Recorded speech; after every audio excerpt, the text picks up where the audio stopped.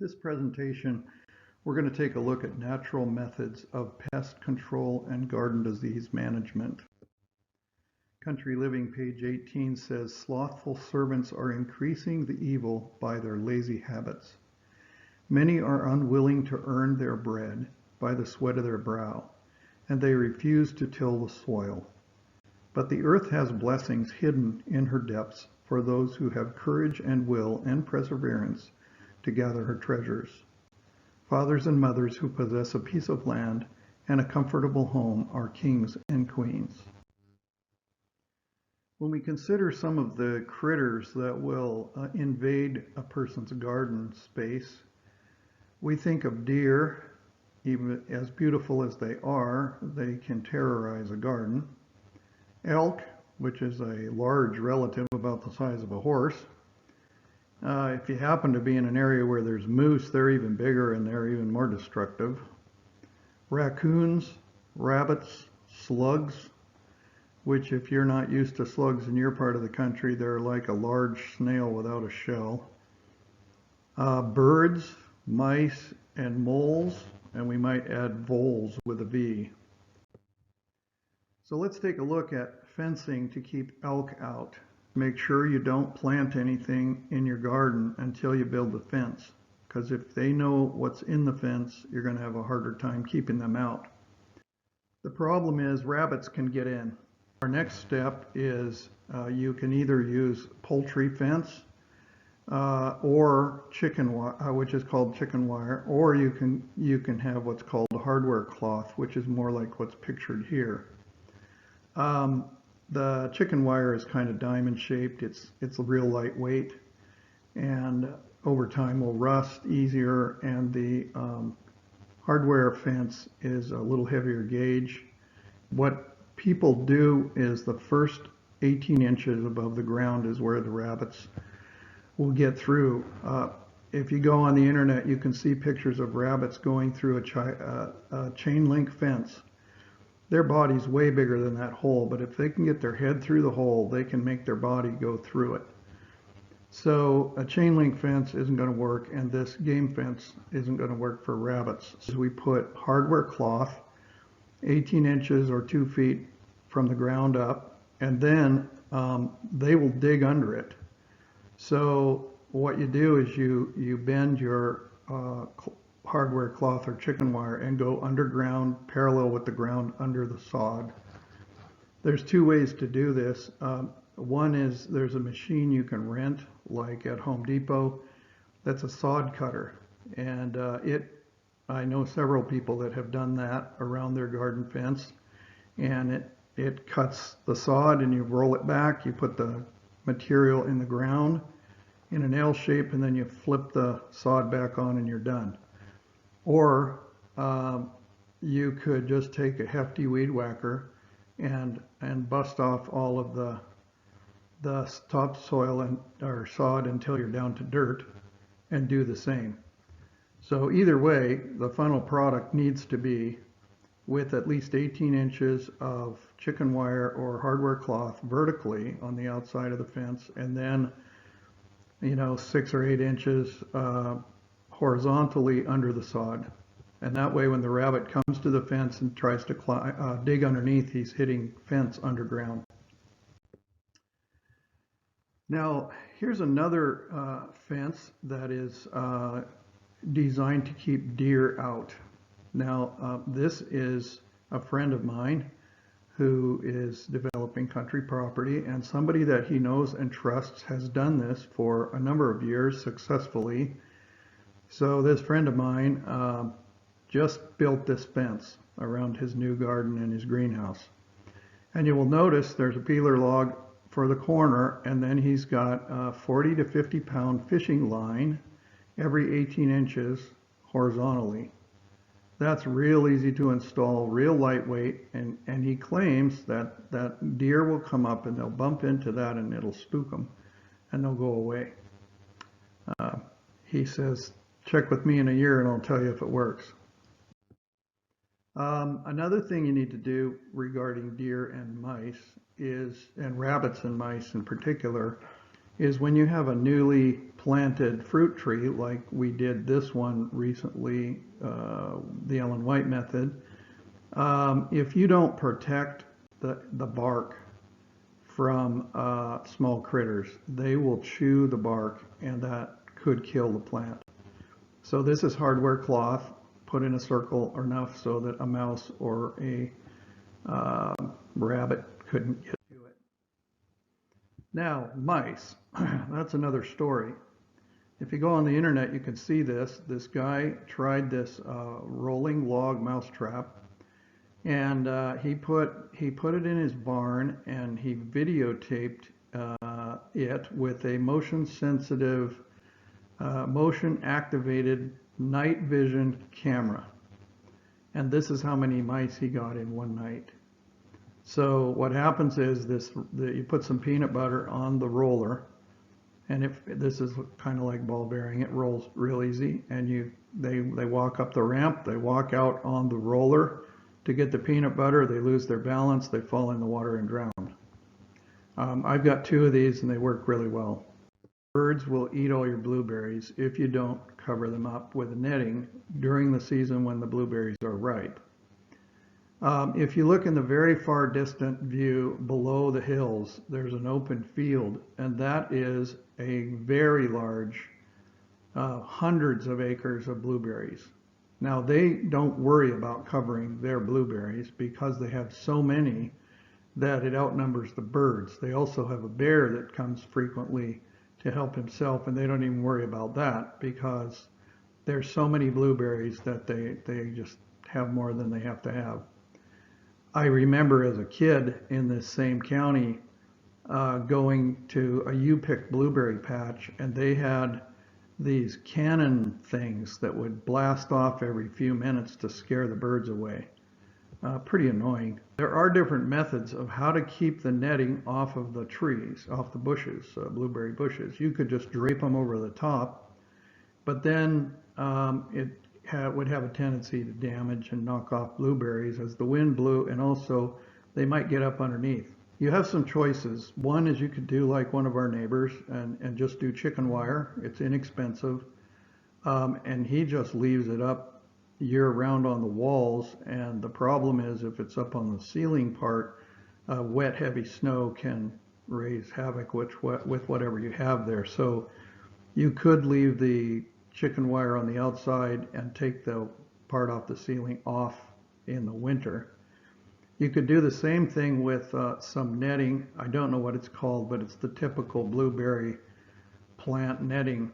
And somebody told me that that's divorce material, that it is so tangly and hooks on your buttons and is hard to work with that when you and the spouse are trying to put this on, you get so mad that you want to get a divorce, tongue in cheek.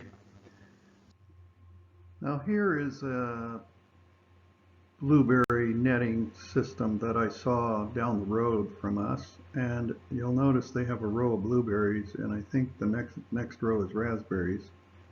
And this is pretty simple. This is peeler logs about every 8 or 10 feet, and you can see they've got some kind of wire around the top, and then they've got the netting just hanging there all year, and when it's ready to go they drape it over the top. So that might be a less expensive, practical way to do it. One other thing is that you'll see later in my presentation something that we got to put over strawberries to keep the birds off. And this material I'm really impressed with. It looks like it's made out of PVC. It doesn't tangle. It's really easy to work with, and I think that would be ideal material to use on a blueberry cage of however you decided to build it. And it also could be used for draping over cherry trees and that sort of thing. So another thing that I think is a really clever solution, and this is credited to the Meissners who do sustainable preparedness seminars. Nick Meissner says that if you put a hummingbird feeder in your cherry tree, that the hummingbirds, they love the blossoms, but they don't hurt the fruit, and they're very territorial, so they'll fight off other birds so that your tree is free of birds. We planted a cherry tree, the yellow and white method, and the first year it had fruit. We were disappointed that all of a sudden in one night, basically all the fruit was gone or demolished. We assumed it was a raccoon, but by talking to our local expert, we came to the conclusion it was some birds. So I would like to try the hummingbird thing, but my wife is wanting to buy the netting and drape it over the tree. So she's the gardener. I build the fences, so she'll do the netting. But I think the hummingbird feeder idea would work really well, with the exception of what if you forgot to put feed in the hummingbird feeder for a few days at the right time. You would have to be pretty religious about keeping that feeder full. And if you were gone for a week and the hummingbird feeder went dry, the hummingbirds would probably go somewhere else and you'd come back and all your cherries would be gone. So, what if it's raccoons? Now, we thought it was raccoons on the cherry tree. So what we did is I bought an electric fence mechanism and I put in some insulators and I'm about half done with that. And then we came to the conclusion it wasn't a raccoon, but I have the materials and the strategy in my thinking of how to keep raccoons out of our orchard off climbing over our game fence. So the reason we have experience with raccoons is in our previous country property, my wife had a pretty good sized garden and she had grapes on the fence. And because we're in Western Washington, the grapes would rarely get ripe enough before the season was over because we don't have hot weather. But this one year we had the good weather and the grapes were getting on perfect. And my wife went out and checked them out, had a whole fence full of these grapes. And she says, I'm going to wait one more day and then they'll be perfect. She came out the next morning and every single grape was gone. And we know it was a raccoon. So number one, don't put them on your fence, put them in your fence. And secondly, if you have a problem with raccoons climbing over your fence, you can put electric fence around it. My plan is to have one about 5 feet up and one along the top. So either way, it's going to get them. But this is a trap that you have maybe a 1 or 2 inch deep little tray, and you put sugar water and a bit of yeast mixed in, and it makes a fermenting and actually the one you see in the picture is beer, but it's the same idea. And according to the guy on the internet, this trap was one night of catching slugs, and they crawl in there because they're attracted to the sweet fermentation, and they fall in and drown. This is another one. Someone told us that slugs don't like copper, and so I looked on the internet and there are examples of people that will have a flower pot on their deck and they'll take copper self-adhesive tape and put it around the edge of the pot. And there are videos of the slug climbing up, touching the copper, and turning around and leaving. They don't like copper. I don't know if it's an electrical current or what. So what I did for the strawberries is I went and got some 1/2 inch copper pipe and soldered it together and went the full perimeter around the strawberries. And it does work quite effectively. My wife has seen 3 slugs at a time trying to get to the strawberries and turning away because of the copper pipe. Earwigs. We don't seem to have too much of a problem with that, but if you do, there is a trap that I found out about on the internet. And you take vegetable oil, just like the slug one, a little tray. You put in vegetable oil and a touch of soy sauce. And the earwigs will go and be attracted to that and drown. If you have little bugs like gnats, flea beetles, aphids, flies, white flies, they are attracted to the color yellow. So you can buy a big yellow sticky pad and put it on a post, and this is what you would get. Because they like yellow, cucumber beetles would be attracted to this little tray, similar to what we saw with the slugs. And you just have water in it, that's all. And they will be attracted to the yellow color and they'll drown. The problem is that you'll also attract bees. and you don't want to kill the bees because you need them and they're endangered and you want them for pollinating. So this gallon jug that's yellow, probably from orange juice, with drilled holes small enough for the bees not to get in, but the cucumber beetles to get in, works apparently well. And last of all, moles. And voles, I guess, are a smaller version of the same thing. I have basically got experience, lots of experience with moles. I have tried everything under the sun. I've done gum. I believe it's spearmint gum, they say. You open up the runway and you put that gum in there, and they like it and they chew it and swallow it, and it constipates them and they can't pass it. I've tried flooding it with a garden hose and flood the runways out. I've ran exhaust pipe fumes in there. My theory was that exhaust is heavier than air, so it goes down.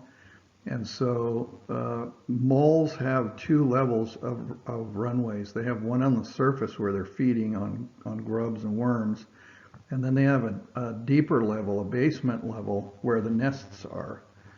So my theory was if I did exhaust and it was heavier than air, it would travel down into those lower cavities and kill the nest as well. I never could establish whether it actually worked or not. So I don't know what the answer is on that. I also tried diesel. I had a friend that was a truck driver, and he would take his old diesel and pour it down in there. And that after a while, I got thinking I'm contaminating the soil pretty bad. My favorite was doing a smoke bomb. I went to the Indian casino at 4th of July and I bought smoke bombs by the case.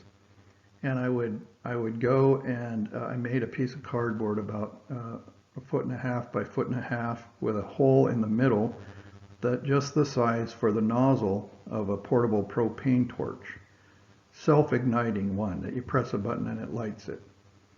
So what I'd do is I'd clear out the runway and I would put the cardboard over the hole, and then I would ignite the propane torch, and then I would shut the flame off but leave it running. Then shove it in the hole and let it run for 2 minutes. And that gas, that propane volatile gas, would travel in the runways, and then I would ignite it. And it was really fun because 50, 100 feet away, the ground would just go boom, and 50 feet away you'd see, molehills flying out. So that was fun. I don't, again, know how well it worked, but it was really fun to do. I even tried broken glass. I've heard that works well, that they're thin-skinned and they would bleed to death on the glass. Put that in the runway. That made me a little nervous. What if I'm digging with my hand to try to clear out a hole and I hit the glass? So that didn't excite me too much. Pitchfork, I was visiting an elderly neighbor, and she had moles in her grass, and I'm sitting there talking to her, and I see this molehill bumping up. So without even asking, I snuck over to her garden shed, grabbed a pitchfork, and then straddled where the molehill was and waited until it bumped again, and then I just stabbed it in the ground. And I'm pretty confident I got him. Another method that I've not tried is underground fencing.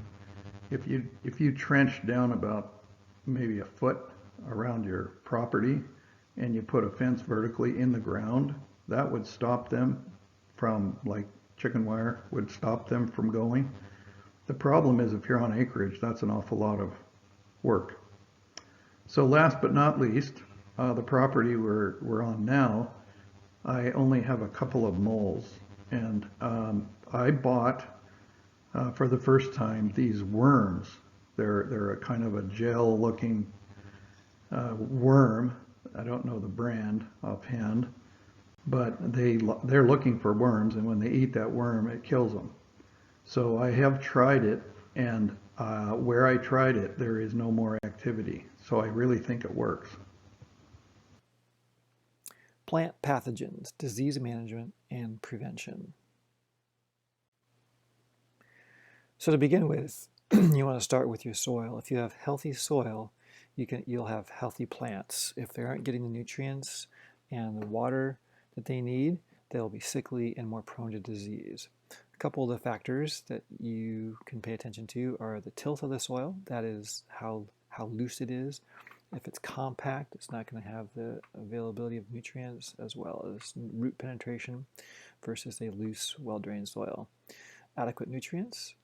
You don't want to have excess of nutrients or too few nutrients. One measure of that is the pH, and that is a measure of the availability of nutrients based on the electrical conductivity of the soil and the ion concentration. Also, good moisture. You don't want to have soggy soil, nor do you want to have too dry a soil. So that can be aided with composts and paying attention to moisture levels with a moisture meter. Also, not disturbing your soil excessively allows living organisms to be present in your soil. Worms, beneficial nematodes, other soil bacteria, and fungi that are present all work together to create healthy soil and make nutrients bioavailable for the plants, as well as retain moisture appropriately. So weak and sickly plants tend to draw both fungal pests as well as animal pests and other types of pathogens. It's basically the way that God designed plants to take care of themselves and break down and enrich the soil around them. Pests and diseases tend to come and clean up sick and dying plants. So even if they may look healthy, and maybe because they are being over supplied with nutrients like nitrogen, that while necessary can be in excess and not allow them to flourish appropriately. So sickly plants that are weak and not nutritionally sound will have more pest problems. So paying attention to your soil pH is important. If it's too acidic, nutrients won't be available. You may need to amend them. For example, putting lime on, that allows the nutrients that are present to be accessible, as lime is a carrier for those nutrients into the roots. And most plants like a more neutral level of soil pH. If it's too basic, it also provides for a lack of nutrient availability. So here's a graphic that shows proper pH between 6.2 and 7. Some can go down as low as 5, but you'll have a prolific growth range in most things. This is a lawn-based pH, but it's true for most plants. As you go to the right end of the scale, you become more alkaline, and you have a reduced availability of nutrients and plant viability. Likewise, moving to the acidic end of the scale on the left. There are some plants that prefer acidic soils. Blueberries was referred to in the previous slide, and blueberries do prefer an acidic soil nature, which is great for the Pacific Northwest. Excessive watering, excessive rain tends to wash out nutrients into deeper soil levels, which is one thing that adds to soil acidity. So adding nutrients and fertilizers and living compost can add to the nutrient availability and the sweetening or neutralizing of the soil. A simple soil pH test can be a good indicator of nutrient availability and can help you in that process. Creating your own compost. This is a 3-bin composting situation made out of wire and wood that can be helpful. It's good for yard waste and garden residues.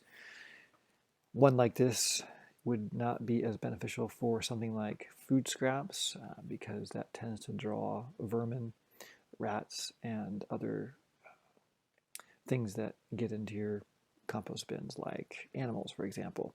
Also, having a open bottom near trees will tend to have roots grow up into that. So the 3-bin composting system allows rotation of that compost to help prevent root intrusion and aid the composting mechanism. So many people have moved to a closed bin type of a composting system to minimize the rodent infestation. And those take various skill to actually make them work well. So another thing you can do to help maintain soil viability is cover cropping in between, not leaving your soil uncovered. So some good ones are buckwheat, clover, oats, the nitrogen fixing, as well as particularly clover, The oats and the buckwheat are just going to be adding organic matter to the soil layers, which increases the insect and microbiome of the soil, in addition to retaining moisture.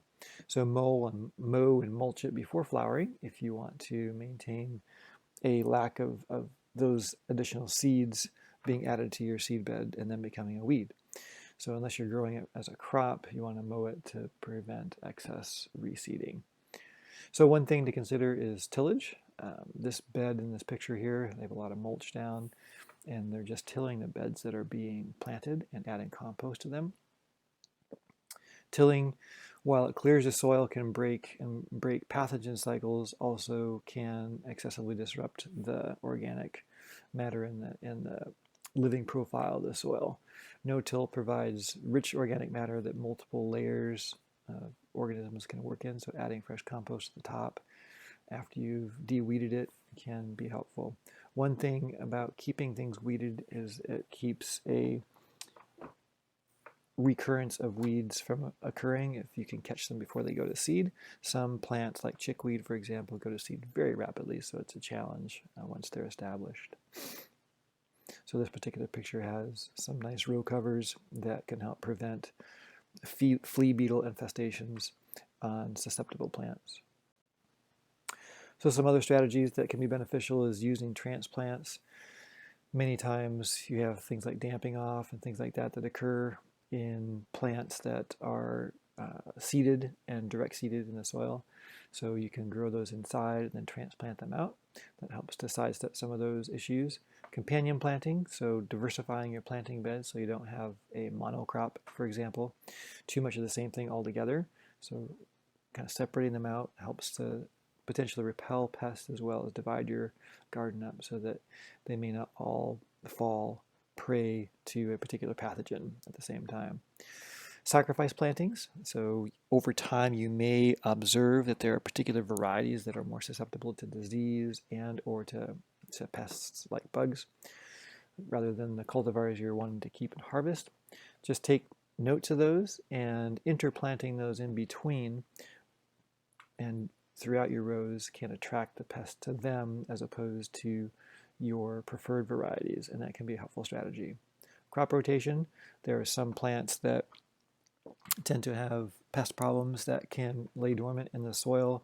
If you plant the same crop in the same place year after year, you can end up building up a pathogen bed and basis. So moving them, most crops have a 3-year rotation cycle recommended, that you don't plant them in the same variety of planting in multiple years in a row, particularly within 3 years of having been planted there. So spacing things out and rotating them is helpful. So keeping crop records is helpful in managing your garden spaces for crop rotation. So watering is important. Plan ahead. If your plants are too stressed or dry, they can be attacked. If they're too wet, they can end up falling prey to fungal attacks. So make sure that you have those watering cycles kind of dialed in. Drip irrigation is preferential to overhead irrigation for most things. It goes right to the root zone, is more efficient, less evaporative water waste.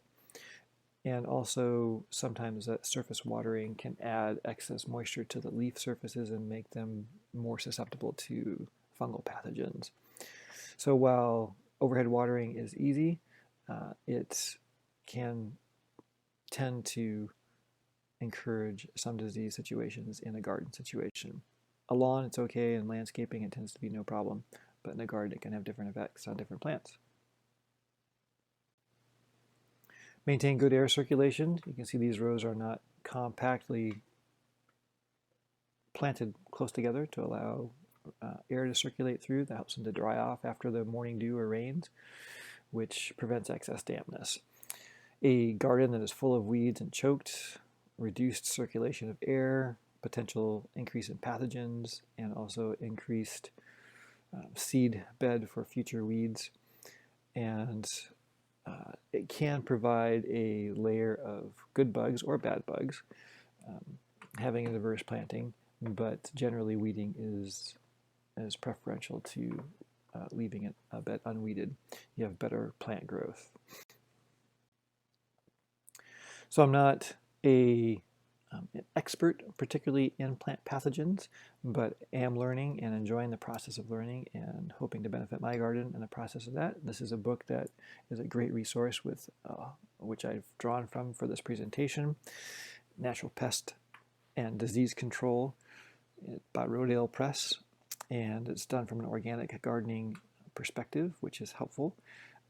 So I've picked a few things and touched on a few different aspects of plant pathogens, and we'll look at those as we go through.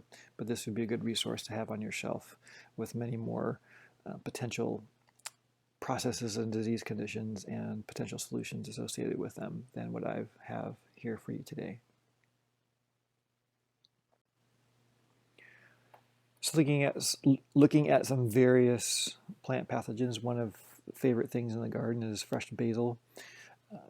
This is African blue basil, which is in a healthy condition here, but sometimes you can end up with dark spots in the foliage. That can be a fungal basis, or downy mildew in the subleaf.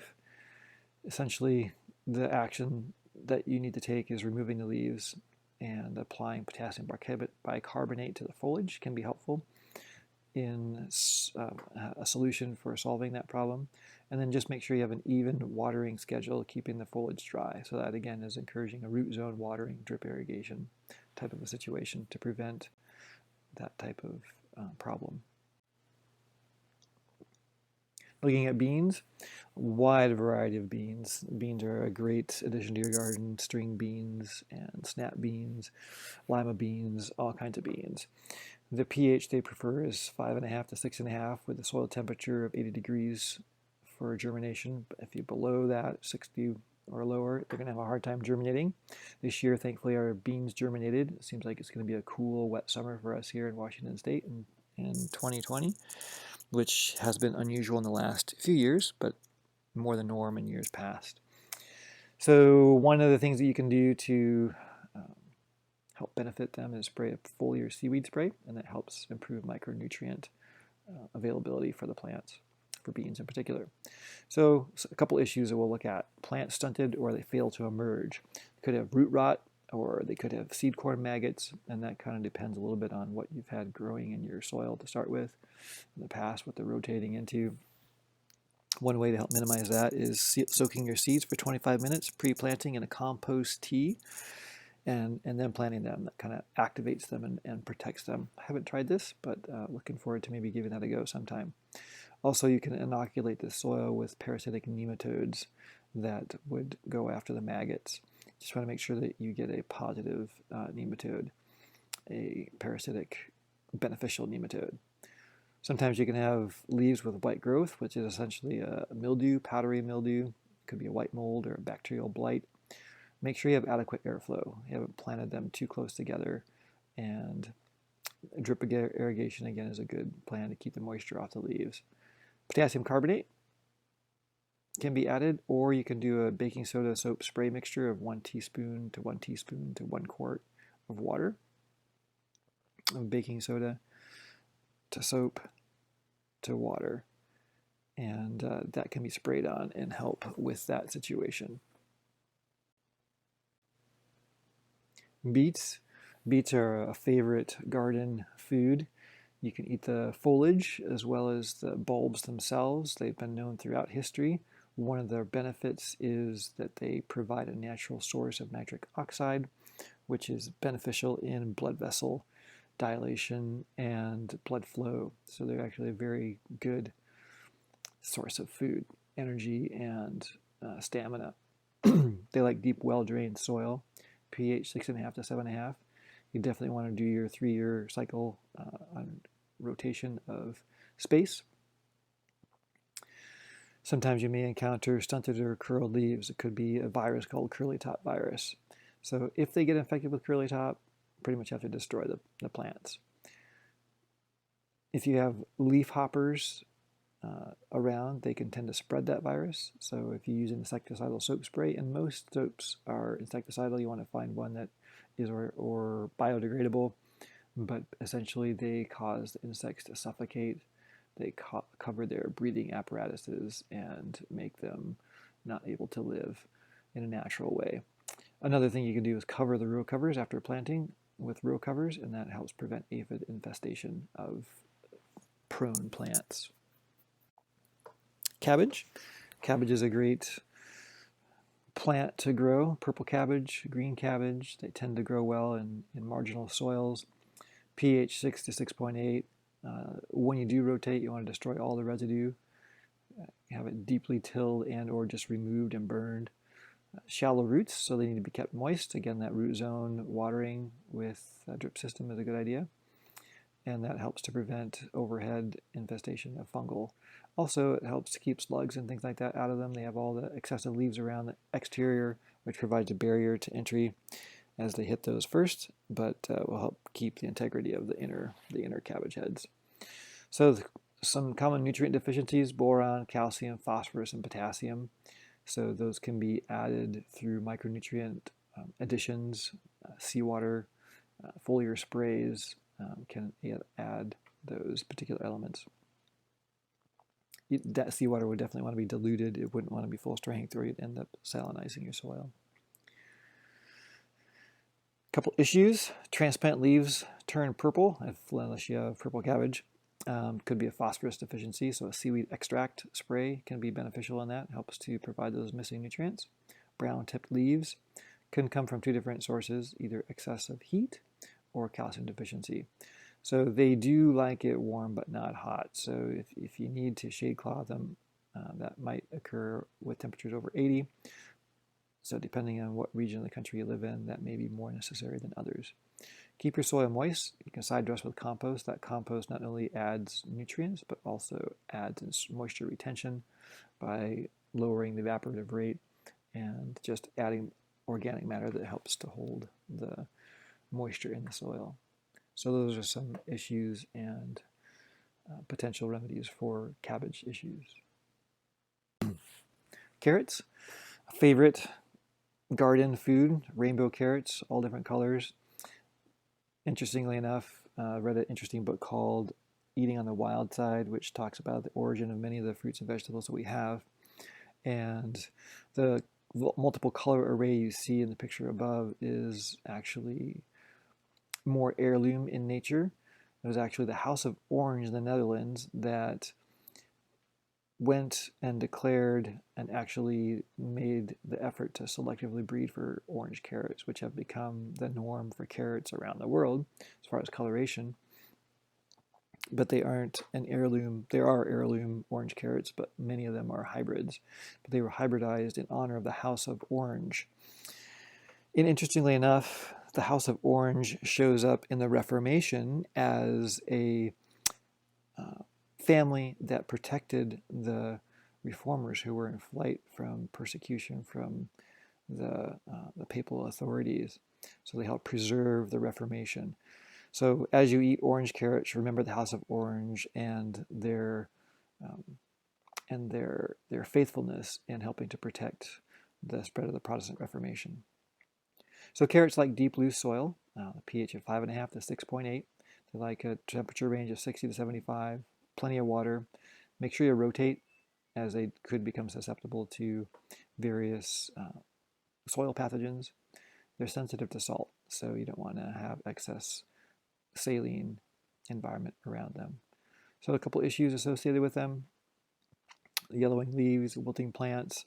On a hot day with a night recovery, they could have root knot nematode, which would destroy the actual integrity of the tuber, which is what we consume. So applying a parasitic nematode can be helpful if you knew that you had the issue in the past in your soil. That could be helpful. Grass cover crops, soil solarization, and weeding out host weeds of the root knot nematode can be helpful. A beneficial nematode that goes after the root knot nematode is Steiner Nemafeltiae, and that could be applied to the soil that was known to have a pre-existing condition of that. It's fun to find forked and misshapen carrots in the soil, but they make it a little bit more difficult to just harvest. They break off and they are just irregular. Typically occurs when the growing root encounters a hard substance in the soil, whether it be a dirt clod or a piece of rock, they'll divide around it and create the interesting aberrations that we see in forked carrots.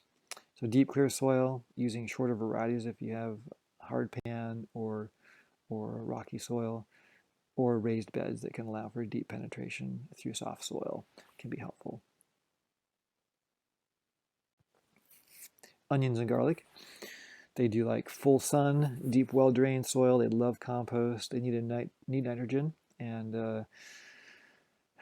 their pH needs to be in the neutral range. So 55 to 75 degrees is optimal growing temperatures for them. This is a great crop to have around. You have storage onions as well as garlic, particularly for viral and bacterial prevention and removal in human systems. So they're just a healthy food to have. Make some great immunity teas with garlic and onions. So stunted plants, yellow leaves, could have a nitrogen deficiency or waterlogged soil. Could be aphids or pink root. So compost tea could be added, or an alfalfa meal tea that can add nitrogen to the soil.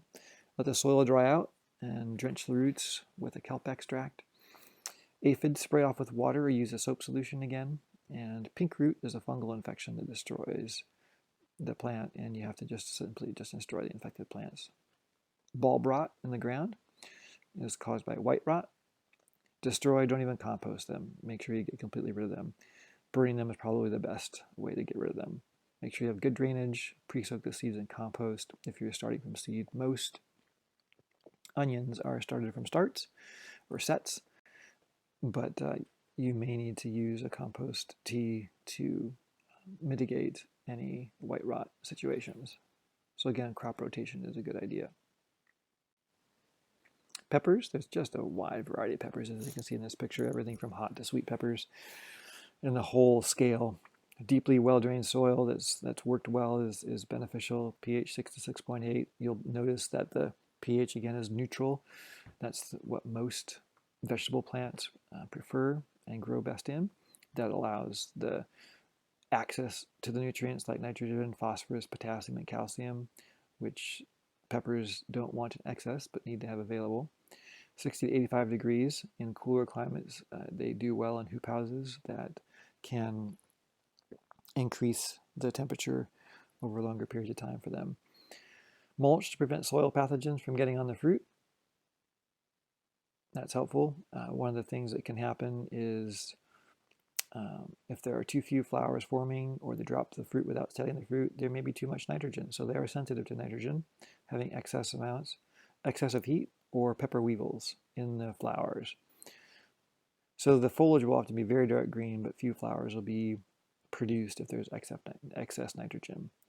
Flowers will just fall off if the temperatures are too high as well, and using a soap solution can help remove and destroy pepper weevils. And just destroy the fruit that's been affected by them, and new fruit and flowers should set if the plants can be maintained in a healthy state. If you find fruit with concentric ringed sunken spots, essentially going bad, could be anthracnose bacteria. Make sure you have well-drained soil that isn't too damp, and avoid working in the plants when they're wet. Again, a root zone watering system is a good way to help mitigate that. Destroy any damaged fruit that may have that pathogen on it so that it doesn't spread. So here's to an abundant harvest in your garden this year. 2 Corinthians 9:6 says, "He who sows sparingly harvests sparingly, and he who sows bountifully shall reap bountifully." You know, God is a bountiful God. If you look at the amount of seeds that a given plant from one seed will produce over the course of a year, it's astounding how many plants will come from that. If we saved all the seeds from every plant that had seeds that we ate, we would be overrun by plants. So God is a generous God. He provides above and beyond what we ask or imagine. And Genesis 8:22 says that while the earth remains, seed time and harvest, cold and heat, winter and summer, and day and night shall not cease. That's a promise that not only will our bread and water be sure from a standpoint of being able to raise food, but also God has promised that he could even provide through the method that he provided Elijah. Elijah didn't have a place to grow during the famine in Israel, but God provided him food with a raven. And God can do that even today for those who trust and believe in him.